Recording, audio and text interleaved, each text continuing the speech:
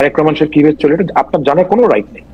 আপনি যদি কুফরি কালাম করতে চান, একটা জামাত ইসলামের বালিশের যে কোনো কর্মীর বালিশের নিচে আপনি একটা তাবিজের মধ্যে নির্বাচন বার্তা লিখে দিয়ে দেন, 40 দিনের মধ্যে লোকটা মারা যাবে। যে নির্বাচনটা পেছানোর কারণ বিএনপির এক ধরনের একগুয়েমি, সংস্কার শুনলে বিএনপির গায়ে জ্বর আসা। ডক্টর সালাম, আমরা যদি ওই জায়গা থেকে আসি যে আপনি লো লেভেল চাঁদাবাজির কথা বলছিলেন, কিন্তু মানুক আর না মানুক এনসিপি কিন্তু তাদের দল পরিচালনার অর্থনৈতিক স্বচ্ছতার জায়গা কিরকম হবে, পলিসি কিরকম হবে সেরকম একটা ধারণা দিয়েছে। বিএনপি কিন্তু এই ধারণা এখন পর্যন্ত আমাদের দেয় নাই। বিএনপি দলটা আসলে কিভাবে চলে, বিএনপির প্রেসিডিয়ামের বা স্ট্যান্ডিং কমিটির মেম্বাররা আসলে কিভাবে চলেন, তাদের টাকা, বিএনপির নেতৃত্বের টাকা কোত্থেকে আসে, তারা কি আসলে ব্যবসা করেন, তারা কি দল থেকে চাঁদা নেন, দল থেকে টাকা নেন, কিছুই কিন্তু আমরা জানি না। জনাব তারেক রহমান থেকে শুরু করে মির্জা ফখরুল ইসলাম আলমগীর বা ছাত্রদলের সভাপতি রাকিব, এরা সবাই আমার খুব প্রিয়, কিন্তু তারা কিভাবে চলেন আমি তো জানি না, তাদের ব্যবসাটা কি।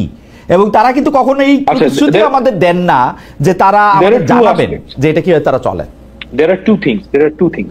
নাম্বার 1 হচ্ছে যে তার ব্যক্তিগত ইনকাম কত, এটা একটা কোশ্চেন। আর আরেকটা কোশ্চেন হচ্ছে দল কিভাবে চলে। তার ব্যক্তিগত তারেক রহমান সাহেব কিভাবে চলে এটা আপনার জানার কোনো রাইট নেই। উনি যখন প্রধানমন্ত্রী হবে তখন আপনি যেতে পারেন, উনি যদি সংসদ সদস্য হয় তখন জানতে পারেন। এখন আপনার জানার কোনো রাইট নেই। কিন্তু আমি যখন ভোটার হিসেবে তাকে বিবেচনা করব না, ডক্টর সালাম আমাকে একটু বোঝার জন্য, মানে আমি যখন ভোটার হিসেবে ওনাকে বিবেচনা করব যে উনি আর্থিক লেনদেনের ক্ষেত্রে স্বচ্ছ কিনা, উনি কিভাবে টাকা রোজগার করেন, পৃথিবীর সব দেশেই কিন্তু যিনি পলিটিক্যাল পার্টিকে লিড করেন তার টাকা পয়সাটা তিনি কোথা থেকে পান, কোথা থেকে খরচ করেন সেটা সামনে আসে। এইটাকে আমি তারেক সাহেবেরটা জানতে পারবো না। পছন্দ না আপনি ওনাকে ভোট দিবেন না। না না, আমি তো জানতে পারছি না পছন্দ না করব কেমনে, পছন্দ না করতে হইলেও তো আমার তথ্য না। আপনি আপনার এটা তখনই পাবলিক ইনফরমেশন হবে যখন উনি ইলেকশনে দাঁড়াতে চান কিংবা উনি সরকারে গিয়েছেন। একটা ওই সময় আপনি এত বড় পলিটিক্যাল পার্টির লিডার হিসেবে সেটা পাবলিক ইনফরমেশন না। না কেন? উনি তো এখন পর্যন্ত কোনো ক্ষমতায় যান নাই। ক্ষমতার সাথে কি এটা রিলেটেড? ডক্টর সালাম, আমি যদি ধরেন মার্কিন যুক্তরাষ্ট্রের কথা বলি, অস্ট্রেলিয়ার কথা বলি, আমার কি কোনো রাইট আছে আপনার বেতন কতটা জানার? আমি তো পাবলিক পার্টি না, তবুও আপনার রাইট আছে। আপনি এটা জিজ্ঞেস করতে পারেন। মানে আমি রাইটের কথা বলতে চাই, যখন আপনি পাবলিক পারসন, মানে বিএনপির সর্বোচ্চ নেতা যদি পাবলিক পারসন না হন, এই পৃথিবীতে কে পাবলিক পারসন? পাবলিক পারসন এখানে প্রিভিয়াসের একটা বিষয় আছে, সেটা হচ্ছে কি আমার ইনকাম। হ্যাঁ অবশ্যই প্রিভিয়াসের একটা বিষয় আছে যে আমার ইনকাম কত। আপনি আমাকে বললেন, আপনি জিজ্ঞেস করলেন, বলবো না কেন? কারণ সেটা ফ্যান্টাস্টিক, সেটা একটা প্রাইভেট বিষয়, রাইট? তবে এটা আমার জানা ছিল না। তবে ডক্টর সালাম, এটা আমার জানা ছিল না। আমি যতদূর জানতাম যে আপনি পলিটিক্যাল পার্টির লিডার হইতে গেলে, আপনি একটা পাবলিক অফিস হোল্ড করেন আর না করেন, পলিটিক্যাল পার্টির লিডার হইতে গেলে আপনার আয় ব্যয় সম্পর্কে সকল কিছুই পাবলিকলি প্রকাশ করতে হয়, এটাই নর্মস। আমি জানি না যে মানে এর বাইরে আপনি যদি এই নর্মসটা ফলো না করেন সেটা আপনাকে ভোট দিন না। আচ্ছা, আপনি এই নর্মসটা ফলো না করেন, আপনি এই রিস্কটা নেবেন, তবু এটা আপনি মানে ওপেন করবেন না। না, আমি ব্যক্তির স্বাধীনতার ব্যাপারে খুবই ফাসি, আমি ব্যক্তির স্বাধীনতার ব্যাপারে খুবই সেনসিটিভ।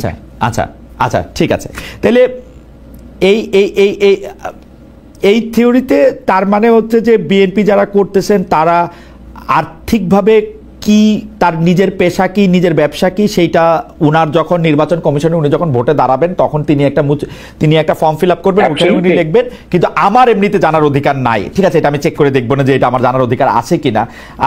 দ্বিতীয় প্রসঙ্গে যদি আসি, বিএনপি দল হিসাবে কিভাবে পরিচালিত হয়।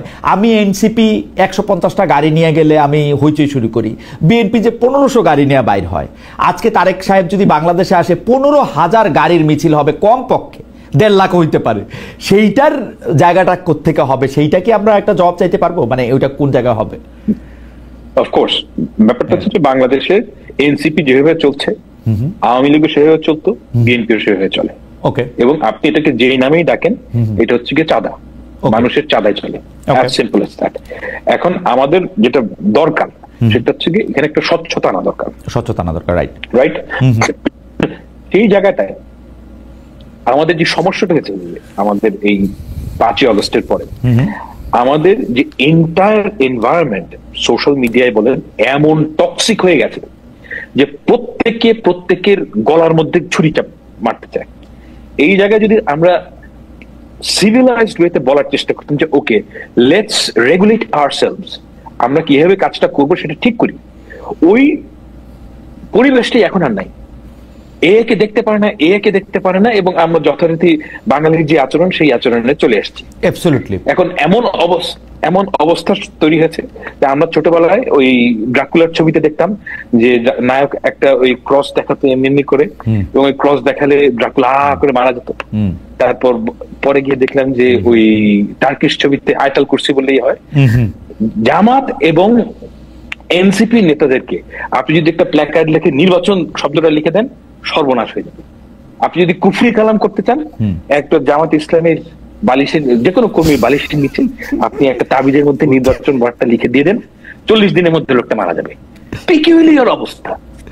আপনি দেখেন যে আনবিলিভেবল, নির্বাচন ওয়ার্ডটা এমন টক্সিক ওয়ার্ড, মানে ক্রিপ্টোনাইটের মতো। নির্বাচন শব্দটা শুনলে সবাই রেগে যাচ্ছে। You have to face it. You have to do it. না ফাহাম, দুইটা জিনিস আমরা আসলে যদি একটু খেয়াল করে তাহলে আমরা দেখব যে নির্বাচন নিয়ে বিএনপি ছাড়া বাকি সবারই একটু রেগে যাওয়ার কথা। কারণ এখন যে অঙ্ক করা স্বাভাবিক, যে রাজনৈতিক অঙ্ক, রাজনীতিক যারা পরীক্ষা দিতে মাত্র বসছে তারাও, আর আমরা যারা অনেকদিন ধরে অবজারভার, পরীক্ষাও জীবনে দেই নাই, তারাও কিন্তু আমরা এটা বুঝতে পারছি যে বিএনপি ক্ষমতায় আসবে। আমাদের প্রশ্ন ছিল যে আমরা কি একসেট স্বৈরাচারী সরকার চলে যেতেছে, কিন্তু আরেকটা দল আসবে, সেই দলটা একই পথে হাইটা একই রকম ভাবে হয়ে উঠবে কিনা, মানে বিএনপি হয় না এখনো, হয়ে ওঠার সম্ভাবনাটাকে রোধ করতে পারবো কিনা, ওইটা ছিল হচ্ছে আলোচনা।